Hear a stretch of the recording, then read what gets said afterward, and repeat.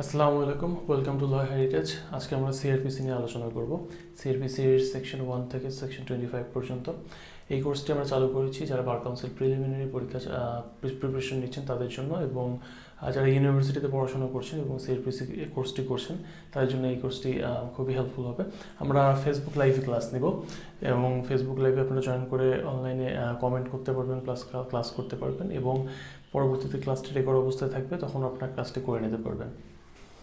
তো আমরা শুরু করি আজকে। তো CrPC code of criminal procedure হচ্ছে এটা 1898 সালের আইন। প্রথমে যেটা মনে রাখতে হবে যে এই আইনটি 1898 সাল, এবং 1898 সালের অনেকগুলো আইন হয়েছে 1898 সালে। তো এই আইনটা কয় নম্বর আইন সেটা মাথায় রাখতে হবে। এটা হচ্ছে 1898 সালের 5 নম্বর আইন। এগুলো আপনার প্রিলিমিনারি এমসিকিউতে প্রশ্ন আসতে পারে যে এটা 1898 সালের কয় নম্বর আইন, তো তখন আপনার দাঁড়াবেন হচ্ছে 5 নম্বর আইন। সেকেন্ড যে জিনিসটা মনে রাখতে হবে, এই আইনটা হচ্ছে কার্যকর হয় কবে, 1898 সালের কোন তারিখে এটা কার্যকর হয়। তো এটা আপনারা মনে রাখবেন 1898 সালের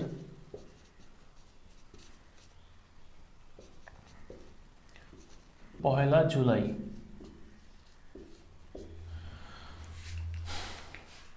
তাহলে দুইটা ইনফরমেশন আমরা জানলাম, এটা হচ্ছে 1898 সালের আইন, আর 1898 সালের 5 নম্বর আইন 1898 সালের 1 জুলাই এটা হচ্ছে কার্যকর হয়।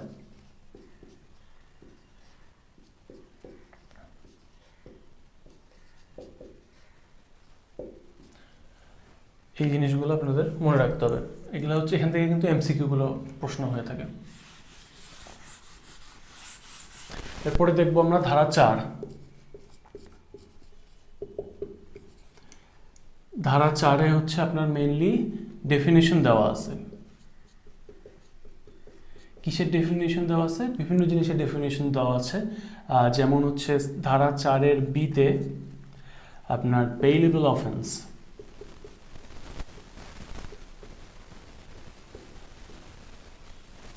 বেইলেবল অফেন্সের সংজ্ঞা দেওয়া আছে। এতে আছে হচ্ছে আপনার অ্যাডভোকেট, সিতে ধরেন আপনার চার্জ, তারপর এইচতে আপনার কমপ্লেইন্ট। এগুলোর ডেফিনেশনগুলো এইভাবে ABCD এইভাবে করে দেওয়া আছে। আমি সবগুলো পড়তে হবে না, আপনাদের জাস্ট এমনি মেইন জিনিসগুলো মেইনলি প্রশ্ন হয়ে থাকে যে ধরেন চার্জের সংজ্ঞা কোথায় দেওয়া আছে, কত ধারায়, তখন আপনাকে দেখাতে হবে 4। আর আরও স্পেসিফিকলি যদি প্রশ্ন করে সেকশন 4-এর কোথায় বলা আছে, এতে বিতে সিতে নেই। তো মেইনলি যে ইম্পর্টেন্ট যেগুলো, যেমন বেইলেবল অফেন্সে খুবই গুরুত্বপূর্ণ একটা সংজ্ঞা, চার্জ, কমপ্লেন্ট, তারপর আর একটা আছে হচ্ছে ইনভেস্টিগেশন। তো মেইনলি এই 4-5টা জিনিসগুলো মাথার মধ্যে রাখলেই হবে যে এটা 4-এর এতে আছে, এটা 4-এর বিতে আছে, এইভাবে। ইনভেস্টিগেশন, তো এরকম যেমন সিআরপিসিতে সংজ্ঞাগুলো দেওয়া আছে, সেরকম সিপিসিতেও দেখবেন যে কিছু সংজ্ঞা দেওয়া আছে, পেনাল কোডেও দেখবেন যে কিছু সংজ্ঞা দেওয়া আছে।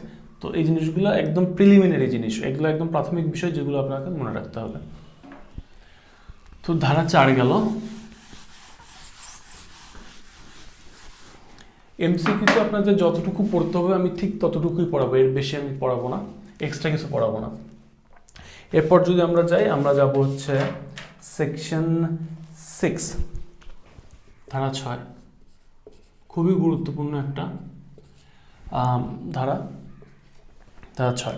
ধারা 6-তে মেইনলি বলা হয়েছে যে আপনার হচ্ছে classes of criminal courts. Classes of criminal courts মানে ক্রিমিনাল কোর্টসের ধরন সম্পর্কে বলা হয়েছে, কত ধরনের আসলে ক্রিমিনাল কোর্টস আছে, মানে ফৌজদারি আদালত কত ধরনের আছে, সেই বিষয়গুলো ধারা 6-এ বলা হয়েছে। এগুলো কিন্তু খুবই ইম্পর্টেন্ট একটা সেকশন, এখান থেকে কিন্তু এর আগেও প্রশ্ন করা হয়েছে এবং সামনেও পরীক্ষাতে আসতে পারে। তো এখানে মেইন যে আলোচনা করা হয়েছে, যেখান থেকে আপনাদের মেইনলি প্রশ্নগুলো করা হবে, সেটা হচ্ছে ক্রিমিনাল কোর্টস হচ্ছে 2 প্রকার। একটা হচ্ছে সেশন কোর্ট,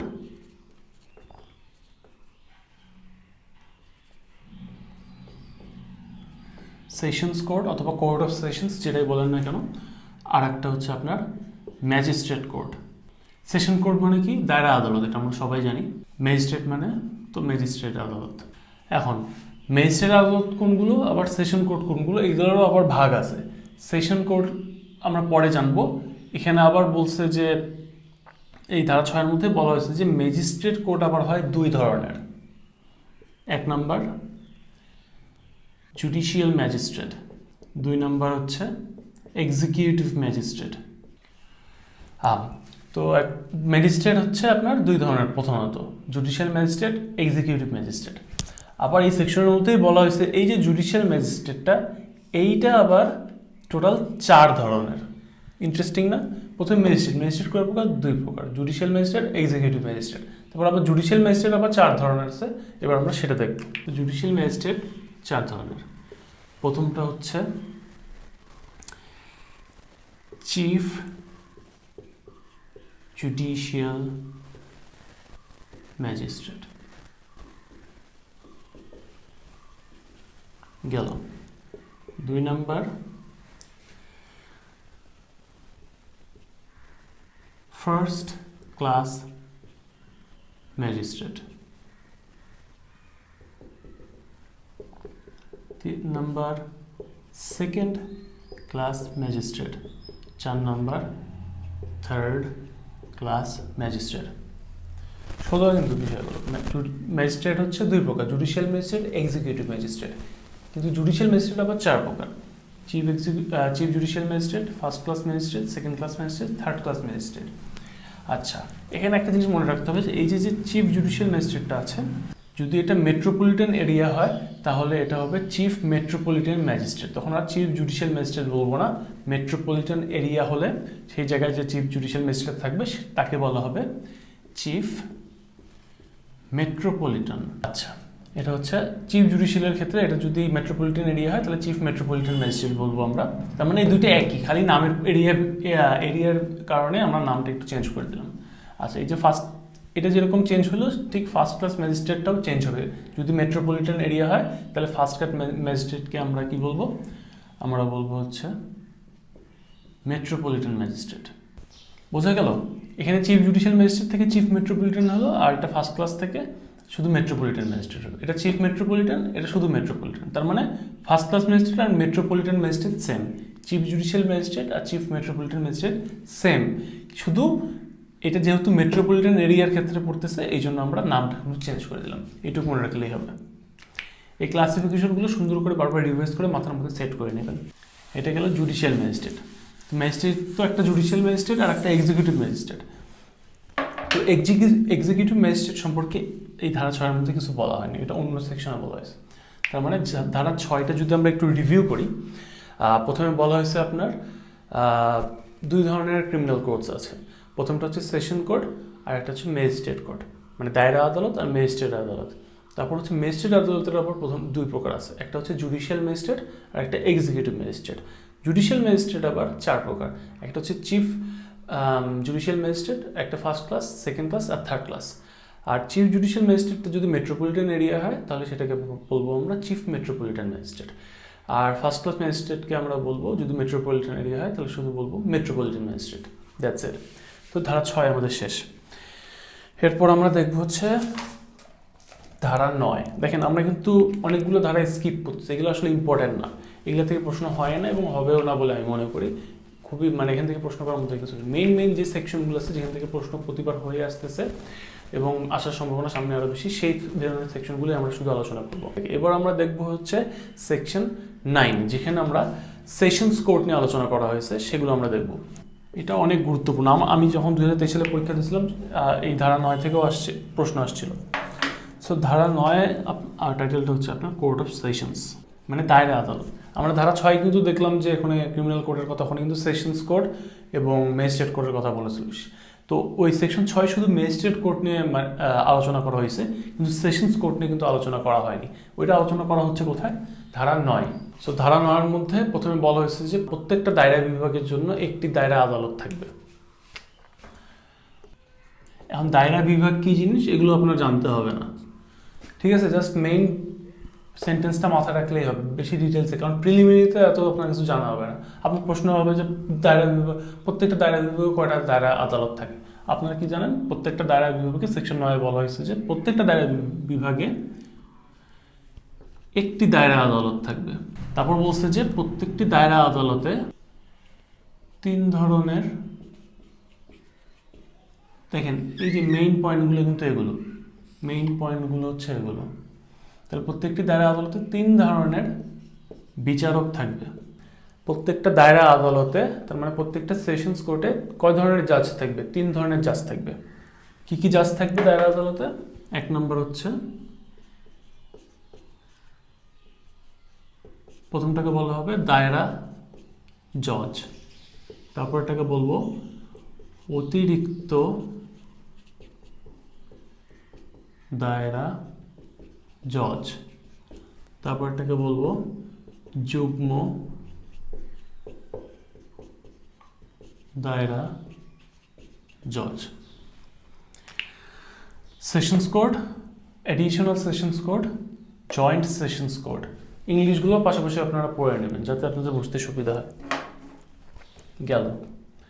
এখন এখানে একটা জিনিস হচ্ছে যে এই যে দায়রা জজ যে বলা হয়েছে, এটা যদি মহানগর এলাকায় হয়, যদি মহানগর এলাকায় দায়রা জজ থাকে তাহলে ওই দায়রা জজটাকে বলা হবে মহানগর দায়রা জজ। সেকশন 9টা একটু আমরা এখন রিভিউ করি। প্রথমে সেকশন 9-এর মধ্যে বলছে হচ্ছে প্রত্যেকটা দায়রা বিভাগে একটি দায়রা আদালত থাকবে। তারপর বলছে যে একটা দায়রা আদালতের মধ্যে তিন ধরনের বিচারক থাকে। একটা, প্রথমটাকে বলা হচ্ছে দায়রা জজ, সেকেন্ড অতিরিক্ত দায়রা জজ, থার্ড যুগ্ম দায়রা জজ। যদি দায়রা জজটা যদি মহানগর এলাকার মধ্যে পড়ে তাহলে সেটাকে বলা হবে মহানগর দায়রা জজ। এরপর দেখবো আমরা হচ্ছে সেকশন 10, ধারা 10। ধারা 10-এ এক্সিকিউটিভ ম্যাজিস্ট্রেট নিয়ে কথা বলা হয়েছে। এক্সিকিউটিভ ম্যাজিস্ট্রেট মানে হচ্ছে নির্বাহী ম্যাজিস্ট্রেট। এই এক্সিকিউটিভ ম্যাজিস্ট্রেট নিয়ে আমরা কোথায় পড়ছি? একটু আগে কিন্তু আমরা পড়াশোনা করছি। আমরা সেকশন 6 যখন পড়ছি সেখানে দুই ধরনের ম্যাজিস্ট্রেটের কথা বলছি, একটা হচ্ছে জুডিশিয়াল ম্যাজিস্ট্রেট, একটা হচ্ছে এক্সিকিউটিভ ম্যাজিস্ট্রেট। এটা হচ্ছে সেই এক্সিকিউটিভ ম্যাজিস্ট্রেট। ওইটা ধারা 6-এ বলা হয়নি ডিটেলসে। ধারা 6 ডিটেলসে শুধু বলা হয়েছে জুডিশিয়াল ম্যাজিস্ট্রেট নিয়ে, কিন্তু এক্সিকিউটিভ ম্যাজিস্ট্রেট নিয়ে ডিটেলসে বলা হয়েছে আপনার সেকশন 10-এ। তাহলে এটা অত ইম্পর্টেন্ট কোনো ধারা না। মেইনলি যে জিনিসটা আপনাকে মনে রাখতে হবে, এটা আপনারা যে গাইড বই কিনবেন সেই গাইডের মধ্যে কিছু ডিটেলস, কিছু টুকটাক জিনিস দেওয়া আছে, ওটা আপনারা রিডিং পড়ে নেবেন জাস্ট জানার জন্য। কিন্তু মেইন জিনিসটা এখান থেকে যেটা প্রশ্ন আমি প্রথমে বলবো যে এক্সিকিউটিভ ম্যাজিস্ট্রেট নিয়ে কোন ধারায় বলা হয়েছে, সেকশন 10 আপনাকে তখন জানাতে হবে। সরকার চাইলে একটা এলাকায় যত সংখ্যক ইচ্ছা ততজন এক্সিকিউটিভ ম্যাজিস্ট্রেট নিয়োগ দিতে পারে, এবং যতজনই এক্সিকিউটিভ ম্যাজিস্ট্রেট নিয়োগ দেন না কেন তাদের মধ্যে থেকে একজনকে আপনার ডিস্ট্রিক্ট ম্যাজিস্ট্রেট অথবা যেটাকে বাংলায় বলে জেলা ম্যাজিস্ট্রেট, তো যতজন ইচ্ছা ততজন সরকার একটা এলাকার মধ্যে এক্সিকিউটিভ ম্যাজিস্ট্রেট বা নির্বাহী ম্যাজিস্ট্রেট নিয়োগ দিতে পারেন, এবং তার যতগুলো নিয়োগ দেবেন তাদের মধ্যে থেকে যে কোনো একজনকে ডিস্ট্রিক্ট ম্যাজিস্ট্রেট বা জেলা ম্যাজিস্ট্রেট হিসেবে নিয়োগ দিবেন। কেন? কারণ হবে যত ম্যাজিস্ট্রেট আছে তাদের সবগুলোর হেড হবেন হচ্ছে ডিস্ট্রিক্ট ম্যাজিস্ট্রেট, এই জন্য একজনকে হচ্ছে ডিস্ট্রিক্ট ম্যাজিস্ট্রেট হিসেবে নিয়োগ দেবেন। সো প্রথমে এখান থেকে দেখতে হবে যে অ্যাসিস্ট্যান্ট যে কমিশনার থাকে, অ্যাসিস্ট্যান্ট কমিশনার, একটা জেলার মধ্যে দেখবেন যে অ্যাসিস্ট্যান্ট কমিশনার থাকে, তারপর হচ্ছে আপনার অ্যাডিশনাল ডেপুটি কমিশনার থাকে, অ্যাসিস্ট্যান্ট কমিশনার, অ্যাডিশনাল কমিশনার এবং উপজেলা নির্বাহী কর্মকর্তা। আচ্ছা, একটা জেলার মধ্যে আপনারা দেখবেন যে অ্যাসিস্ট্যান্ট কমিশনার থাকে, অ্যাডিশনাল ডেপুটি কমিশনার থাকে, মানে এডিসি, হ্যাঁ, অথবা ওই যে আমরা ইউএনও বলি না, ইউএনও, জেলায় যে ইউএনও থাকে, উপজেলা নির্বাহী অফিসার। সো এই যে যারা পদে যারা থাকে তাদেরকে হচ্ছে আমরা এক্সিকিউটিভ ম্যাজিস্ট্রেট বলবো। এটাই হচ্ছে আমি যখন পড়েছিলাম জাস্ট এই ইনফরমেশনটুকু মাথায় রাখছিলাম। আপনারা যখন প্রথমে মাথায় রাখবেন যে এক্সিকিউটিভ ম্যাজিস্ট্রেট সম্পর্কে ধারা 10-এর মধ্যে বলা হয়েছে। ধারা 10-এর মধ্যে আরেকটি ইনফরমেশন আছে, সেটা হচ্ছে যে assistant commissioner, additional deputy commissioner আর উপজেলা নির্বাহী অফিসারকেও এক্সিকিউটিভ ম্যাজিস্ট্রেট বলা হয়। এরপর হচ্ছে ধারা 11 দেখবো আমরা। ধারা 11-এর মধ্যে বলা হয়েছে জুডিশিয়াল ম্যাজিস্ট্রেটের মধ্যে। জুডিশিয়াল ম্যাজিস্ট্রেটের কথা আমরা কিন্তু ওই সেকশন 6-এ পড়ছিলাম কয় ধরনের জুডিশিয়াল ম্যাজিস্ট্রেট থাকে, আর এখানে জুডিশিয়াল ম্যাজিস্ট্রেটে আরও কিছু ডিটেলস দেওয়া আছে যেগুলো আমি মনে করি না যে পড়া দরকার আছে। জাস্ট এইটুকু মাথায় রাখতে হবে যে জুডিশিয়াল ম্যাজিস্ট্রেট সম্পর্কে কোথাও বলা আছে, যদি প্রশ্ন থাকে তখন আপনার ধারা 11 বলতে হবে, যদিও এই প্রশ্ন না আসবে না বললেই চলে। এরপর দেখবো হচ্ছে আমরা সেকশন 12, ধারা 12। ধারা 12তে আমি যেটুকু মনে রেখেছিলাম সেটা হচ্ছে যে এখানে স্পেশাল ম্যাজিস্ট্রেটের কথা বলা হয়েছে। ধারা 12তে স্পেশাল ম্যাজিস্ট্রেটের কথা বলা, যদি বলে যে বিশেষ ম্যাজিস্ট্রেটের কথা কাকে বলা হয়েছে, কোন ধারায় বলা হয়েছে, তখন বলবেন যে সেকশন 12তে আপনারা স্পেশাল ম্যাজিস্ট্রেটের কথা বলা হয়েছে। এরপর দেখবো আমরা হচ্ছে ধারা 17। আর ধারা 17-এর মধ্যে আমরা দেখবো হচ্ছে সাবঅর্ডিনেটস of judicial, executive and metropolitan magistrate. তার মানে যেমন সহজ বাংলা যদি আমি বুঝাইতে চাই আপনাদের, যেমন জুডিশিয়াল ম্যাজিস্ট্রেট যে আছে, জুডিশিয়াল ম্যাজিস্ট্রেট যে আমরা 4 ধরনের জুডিশিয়াল ম্যাজিস্ট্রেট পড়ছি, তাদের মধ্যে থেকে হেড হচ্ছে chief judicial magistrate. Chief judicial magistrate, তাহলে ইনি হবে হেড। এর আন্ডারে পড়বে আপনার হচ্ছে first class magistrate, second class magistrate, third class magistrate. এগুলো হচ্ছে এগুলোর আন্ডারে, মানে সাবঅর্ডিনেট, কিন্তু হেড হচ্ছে chief judicial magistrate. But subordinate কোনগুলো? সাবঅর্ডিনেট হচ্ছে first class, second class, third class. তাহলে জুডিশিয়াল ম্যাজিস্ট্রেটের হেড হচ্ছে চিফ জুডিশিয়াল ম্যাজিস্ট্রেট। এটা গেল জুডিশিয়াল ম্যাজিস্ট্রেটের কথা। কিন্তু চিফ জুডিশিয়াল ম্যাজিস্ট্রেট যে বললাম ইনি যে হেড, কিন্তু চিফ জুডিশিয়ালেরও আবার হেড আছে। চিফ জুডিশিয়ালের হেডকে, চিফ জুডিশিয়ালের উপরে হেড হচ্ছে সেশনস কোর্ট, মানে দায়রা আদালত। সেশনস কোর্ট মানে দায়রা আদালত। দায়রা আদালতের নিচে হচ্ছে চিফ জুডিশিয়াল ম্যাজিস্ট্রেট। চিফ জুডিশিয়ালের নিচে হচ্ছে আপনার first class, second class, third class magistrate. আচ্ছা, আবার এই সবগুলোর আবার হেড কোনগুলো? সবগুলো বলতে chief judicial, first class, second class magistrate, এগুলোর হেড হচ্ছে, সবগুলোর হেড হচ্ছে আপনার সেশনস কোর্ট। ইনি হচ্ছে হেড। এরপর হচ্ছে চিফ জুডিশিয়াল, এরপর হচ্ছে এর ক্লাসিফিকেশনগুলো। এগুলো হচ্ছে সাবঅর্ডিনেট, একটার পর একটা করে নিচে এইভাবে আসে, বাট সবগুলোর হেড হচ্ছে আপনার এখানে সেশনস কোর্ট। এটাই মেইনলি ধারা 17-তে বলা হয়েছে। এখানে আরেকটা জিনিস বলতে হবে, যেমন এটা হচ্ছে জুডিশিয়াল ম্যাজিস্ট্রেটের কথায় গেল। এরপর আসবে আপনার হচ্ছে এক্সিকিউটিভ যেটা ম্যাজিস্ট্রেট, সেগুলোর হেডকে, সেগুলোর হেড আমরা এর আগে সেকশন পড়ে আসছি, সেটা হচ্ছে ডিস্ট্রিক্ট ম্যাজিস্ট্রেট। ডিস্ট্রিক্ট ম্যাজিস্ট্রেট হচ্ছে সব নির্বাহী ম্যাজিস্ট্রেট বা সব এক্সিকিউটিভ ম্যাজিস্ট্রেটের হেড হচ্ছে ডিস্ট্রিক্ট ম্যাজিস্ট্রেট বা জেলা ম্যাজিস্ট্রেট। আশা করি আপনারা সবাই জিনিসটা বুঝতে পারছেন। এরপর দেখবো আমরা ধারা 22। এটা খুবই মানে লেস ইম্পর্টেন্ট একটা ধারা, বা যে জিনিসটা এখানে বলা হয়েছে সেটা আপনাকে মনে রাখতে হবে। এখানে বলা হয়েছে হচ্ছে justices of the piece. Justices of the piece for মফস্বল। বাংলা কথা বলতে গেলে মফস্বল এরিয়ার জন্য জাস্টিসেস অফ দ্য পিস। তো এখানে যেটা বলা হয়েছে যে বাংলাটা যদি পড়ি আমরা, সরকার কোনো এলাকায় গ্যাজেট প্রজ্ঞাপনের মাধ্যমে, সরকার গ্যাজেট প্রজ্ঞাপনের মাধ্যমে কোনো এলাকার মধ্যে বাংলাদেশের যে কোনো ব্যক্তিকে জাস্টিসেস অফ দ্য পিস হিসেবে নিয়োগ দিতে পারে মফস্বল এলাকার জন্য। জাস্ট এইটুকু মাথায় রাখতে হবে। মেইন পয়েন্টটা হচ্ছে জাস্টিসেস অফ দ্য পিস সম্পর্কে কোথায় বলা হয়েছে যদি বলে, মানে এই ধরনের প্রশ্ন। তো এটা হচ্ছে ধারা 22-এ বলেছে। আবার ধারা 25-এও হচ্ছে আপনার এই দুইটা সেকশনে হচ্ছে আপনার জাস্টিসেস অফ দ্য পিস নিয়ে কথা বলা হয়েছে। তো ধারা 22-এ আমরা দেখলাম যে justice of the piece for মফস্বল এলাকা, সরকার গ্যাজেট প্রজ্ঞাপনের মাধ্যমে যে কোনো এলাকায় বাংলাদেশের যে কোনো নাগরিককে জাস্টিস অফ দ্য পিস হিসেবে নিয়োগ দিতে পারে। এটা গেল। ধারা 25-এ যেটা বলতে হচ্ছে পদাধিকার বলে জাস্টিসেস অফ দ্য পিস কারা হবে। তাহলে এই যে 3 ধরনের যে জজ আছে, দায়রা জজ বা সেশন জজ, চিফ জুডিশিয়াল ম্যাজিস্ট্রেট এবং মেট্রোপলিটন ম্যাজিস্ট্রেট হচ্ছে নিজ নিজ এলাকায় পদাধিকার বলে, তারা এমনি automatic justice of the piece বলে তাদেরকে ধরে নেওয়া হবে। তো জাস্টিস অফ পিস সম্পর্কে ধারা 22 আর ধারা 25-এর মধ্যে বলা হয়েছে। এইটুকু মাথায় রাখলেই আপনাদের হবে। তো এই ছিল আজকের আলোচনা। তো আজকে আমরা কী কী আলোচনা করলাম সেটার একটু রিভিউ করে নিই আমরা। তো প্রথমে পড়ছি আমরা হচ্ছে সিআরপিসি হচ্ছে কত সালের আইন? 1898। তারপর পড়ছি হচ্ছে এটা 1898 কয় নাম্বার আইন? 1898 সালে অনেকগুলো আইন হচ্ছে আপনার বানানো হয়েছে, তার মধ্যে 5 নম্বর আইনটা হচ্ছে CrPC, code of criminal procedure. তারপর আপনার ধারা 4-এর মধ্যে বলা হয়েছে বিভিন্ন ধরনের সংজ্ঞা দেওয়া হয়েছে, যেমন নালিশ, বেলেবল অফেন্স, ইনভেস্টিগেশন। এই ধরনের সংজ্ঞাগুলো কোথায় দেওয়া হয়েছে? সেকশন 4-এ, ধারা 4। তারপরে আমরা পড়ছি ধারা 6, যেখানে classes of criminal codes, criminal কোডের বিভিন্ন শ্রেণী সম্পর্কে আলোচনা হয়েছে। সো প্রথমেই ধারা 6-এর মধ্যে 2টা শ্রেণী বলা হয়েছে, একটা হচ্ছে কোর্ট অফ সেশনস, দায়রা আদালত, আর একটা হচ্ছে কোর্ট অফ ম্যাজিস্ট্রেট বা ম্যাজিস্ট্রেট আদালত। তারপর ম্যাজিস্ট্রেট আদালত নিয়ে ধারা 6-এর মধ্যে বলা হয়েছে যে 2 ধরনের ম্যাজিস্ট্রেট কোর্ট থাকবে, একটা হচ্ছে জুডিশিয়াল ম্যাজিস্ট্রেট কোর্ট আর একটা হচ্ছে এক্সিকিউটিভ ম্যাজিস্ট্রেট কোর্ট। তারপর আবার বলছে যে জুডিশিয়াল ম্যাজিস্ট্রেট আবার 4 ধরনের, একটা হচ্ছে chief judicial magistrate, first class magistrate, second class magistrate, third class magistrate. এই 4 ধরনের জুডিশিয়াল ম্যাজিস্ট্রেটের কথা সেকশন 6-এর মধ্যে বলা হয়েছে। কিন্তু আবার যে চিফ জুডিশিয়াল ম্যাজিস্ট্রেট আছে সেটা যদি মেট্রোপলিটন এরিয়া হয় তাহলে শুধু চিফ জুডিশিয়াল ম্যাজিস্ট্রেটের বদলে আমরা বলবো চিফ মেট্রোপলিটন ম্যাজিস্ট্রেট। আর যে ফার্স্ট ক্লাস ম্যাজিস্ট্রেটটা আছে সেটাকে যদি মেট্রোপলিটন এরিয়া হয় তাহলে আমরা বলবো জাস্ট মেট্রোপলিটন ম্যাজিস্ট্রেট। এইটুকু হচ্ছে এই ইনফরমেশনটুকু শুধু সেকশন 6 এর মধ্যে দেওয়া হয়েছে। তারপর আমরা আসলাম হচ্ছে সেকশন 9, ধারা 9 এর মধ্যে কোর্ট অফ সেশনস সম্পর্কে বলা হয়েছে।